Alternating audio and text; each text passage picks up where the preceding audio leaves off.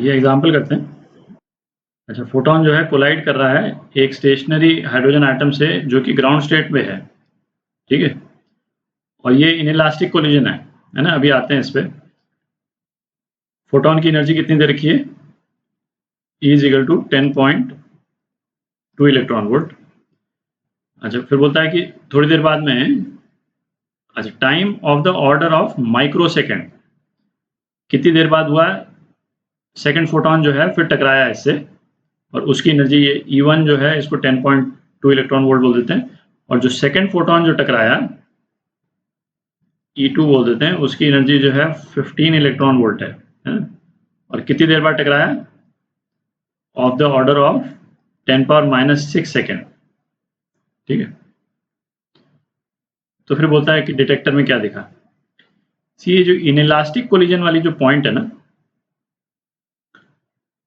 जब भी electron bound electron है ना, हम यही लेते आए हैं अभी तक। तो बाउंड इलेक्ट्रॉन मतलब किसी एटम के साथ में जुड़ा हुआ है या मेटल सरफेस के साथ भी जुड़ा हुआ है। तो जैसे हमने फोटो इलेक्ट्रिक इफेक्ट किया था, फोटो इलेक्ट्रिक इफेक्ट में भी इलेक्ट्रॉन जो था वो बाउंड इलेक्ट्रॉन था, है ना? मेटल सरफेस में भले फ्री इलेक्ट्रॉन हो, है ना, with in the metal surface move करने के लिए फ्री है, बट मेटल सरफेस से बाहर आने के लिए फ्री नहीं था। तो ये बाउंड इलेक्ट्रॉन। और ऑब्वियसली ये जो बोहर मॉडल में हमने जितने केसेस देखे हैं, तो जो स्पेक्ट्रम रिलेटेड केसेस हैं, है ना, स्पेक्ट्रम रिलेटेड जो केसेस हैं बोहर मॉडल में, इसमें भी इलेक्ट्रॉन जो हैं वो बाउंड इलेक्ट्रॉन्स थे, ठीक है? क्यों? न्यूक्लियस के साथ में बाउंड है। जब भी बाउंड इलेक्ट्रॉन है, उसका जो फोटॉन के साथ में जब इंटरेक्शन होता है, तो हम यही एज्यूम करते हैं कि फोटॉन जो है कंप्लीटली एब्जॉर्ब हो रहा है, ठीक है? तो बाउंड इलेक्ट्रॉन के केस में फोटॉन जो है वो कंप्लीटली एब्जॉर्ब होता है, ठीक है? तो हम ये नहीं करते हैं कभी भी, जैसे इसमें दिया हुआ है ना 10.2 इलेक्ट्रॉन वोल्ट, हम इस, हालांकि ये क्वेश्चन का आंसर इस वर्ड को इग्नोर भी कर देंगे तब भी आ जाएगा, बट एक है ना एज अ कंसेप्चुअल चीज आपको मतलब ये होनी चाहिए कि बाउंड इलेक्ट्रॉन जो है वो कंप्लीटली एब्जॉर्ब होता है। तो फोटो इलेक्ट्रिक इफेक्ट में भी हम देखते थे कंप्लीटली एब्जॉर्ब उसको मानते थे, और उसकी पार्ट एनर्जी वर्क फंक्शन में चली जाती थी, और पार्ट एनर्जी इलेक्ट्रॉन को काइनेटिक एनर्जी देने में चली जाती थी फोटोन की। और इस केस में भी, है ना, बाउंड इलेक्ट्रॉन है तो फोटोन की सारी एनर्जी जो है एब्जॉर्ब हो जाती है, ठीक है? तो ऐसा कौन सा केस है जहां पे कंप्लीटली एब्जॉर्ब नहीं होती? जहां पे फ्री इलेक्ट्रॉन है ना? और फ्री इलेक्ट्रॉन का मतलब ये नहीं कि मेटल सरफेस के अंदर का फ्री इलेक्ट्रॉन, है ना, उसको अपन फ्री इलेक्ट्रॉन बोलते आए, बट वो डिफरेंट कंटेक्स्ट में रहता है। वो बेसिकली मेटल के अंदर घूमने के लिए फ्री होता है।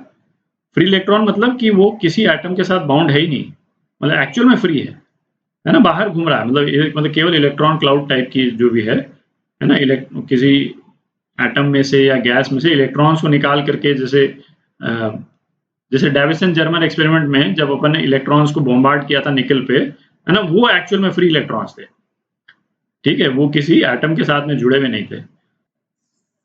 तो यदि कोई फ्री इलेक्ट्रॉन है, ये फ्री इलेक्ट्रॉन, और उसके साथ में यदि कोई फोटोन इंटरेक्ट करता है, ठीक है, तो उसमें कंप्लीट एब्जॉर्प्शन कभी नहीं होता, ठीक है? There is no complete absorption, ठीक है? और ऐसा मतलब केस होता है, वो आपके जैसे सिलेबस में नहीं है, उसको कॉम्पटन स्कैटरिंग बोलते हैं। कॉम्पटन स्कैटरिंग, तो कॉम्पटन स्कैटरिंग क्या है? Collision between photon and free electron, ठीक है? तो उसमें जो है मोमेंटम भी कंजर्व होता है ना, एनर्जी कंजर्व होती है, पर एब्जॉर्ब नहीं होती एनर्जी। और इन सब केसेस में फोटोन की कंप्लीट एनर्जी एब्जॉर्ब होते हैं, और इस तरह के कोलिजन्स को हम इलास्टिक कोलिजन, इनइलास्टिक कोलिजन बोलते हैं। जहां पे फोटोन कंप्लीटली एब्जॉर्ब हो गया, उसको इनइलास्टिक कोलिजन बोलते हैं।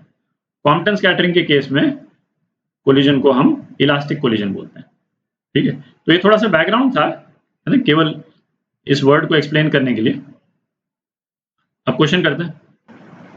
तो अब क्या हुआ है, जैसे 10.2 इलेक्ट्रॉन वोल्ट का फोटोन जो है कोलाइड किया, तो पहले तो अपन ये देख लें कि हाइड्रोजन एटम में ये 10.2 इलेक्ट्रॉन वोल्ट एब्जॉर्ब हो भी सकता है ना, क्योंकि वो तो स्पेसिफिक क्वांटा में ही एब्जॉर्ब होगा ना। तो हाइड्रोजन एटम में E1 लेवल जो है ग्राउंड लेवल, इसको मैं इसको EA और EB बोल देते हैं, ठीक है, क्योंकि E1 अपन इस एनर्जी लेवल हाइड्रोजन का शो करते आए। तो ये कितना होता था, -13.6 इलेक्ट्रॉन वोल्ट, और E2 कितना होता था, -3.4 इलेक्ट्रॉन वोल्ट। तो E2 माइनस E1 जो है वो कितना है, 10.2 इलेक्ट्रॉन वोल्ट। तो एग्जैक्टली इससे मैच कर रहा है, तो इसका मतलब एब्जॉर्ब तो कर सकता है। यदि इसमें ये दे रखा होता ना कि 9 इलेक्ट्रॉन वोल्ट का है, तो 9 इलेक्ट्रॉन वोल्ट एब्जॉर्ब ही नहीं होता, या 10.2 से ज़्यादा भी होता, से सपोज 11 इलेक्ट्रॉन वोल्ट। तो ऐसा नहीं है कि मतलब जो है वो 10.2 इलेक्ट्रॉन वोल्ट से एब्जॉर्ब हो गया और बाकी जो है वो दूसरी जगह काम आ गया, ऐसा नहीं है ना। एब्जॉर्ब होगा तो पूरा होगा। तो बेसिकली तो फर्स्ट केस में क्या हुआ है, ये सेकंड लेवल पे चला गया, इलेक्ट्रॉन सेकंड लेवल पे चला गया। अच्छा, अब पॉइंट ये है कि ये जो दूसरा फोटोन इस पे जो स्ट्राइक किया, तब तक वो सेकंड लेवल पे ही रहा या वापस आ गया। तो इसमें क्रूशियल पॉइंट क्या है ना, ये इसमें दे रखा है कि in the order of micro second 10⁻⁻⁶।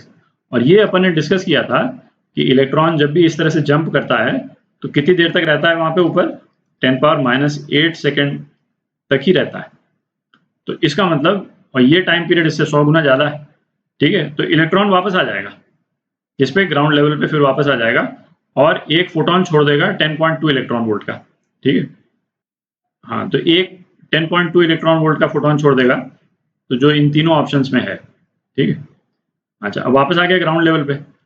अब ग्राउंड लेवल पे आ गया और फिर उसके बाद में फिर इनइलास्टिक कोलिजन हुआ, मतलब फोटोन कंप्लीटली एब्जॉर्ब हो गया, 15 इलेक्ट्रॉन वोल्ट का दूसरा फोटोन आया, ठीक है।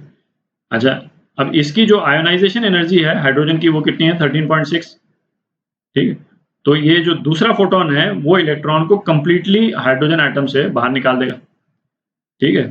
तो और जो इलेक्ट्रॉन की काइनेटिक एनर्जी जो हो जाएगी, है ना, इलेक्ट्रॉन की जो काइनेटिक एनर्जी हो जाएगी वो कितनी हो जाएगी, ये EB माइनस आयोनाइजेशन एनर्जी, ठीक है। तो ये हो जाएगा 15 minus 13.6 is equal to 1.4 electron volt, ठीक है। तो डिटेक्ट क्या होगा, एक फोटोन डिटेक्ट होगा 10.2 इलेक्ट्रॉन वोल्ट का, और दूसरा जो है वो इलेक्ट्रॉन डिटेक्ट हो जाएगा, है ना, इलेक्ट्रॉन हाइड्रोजन एटम के बाहर आ जाएगा।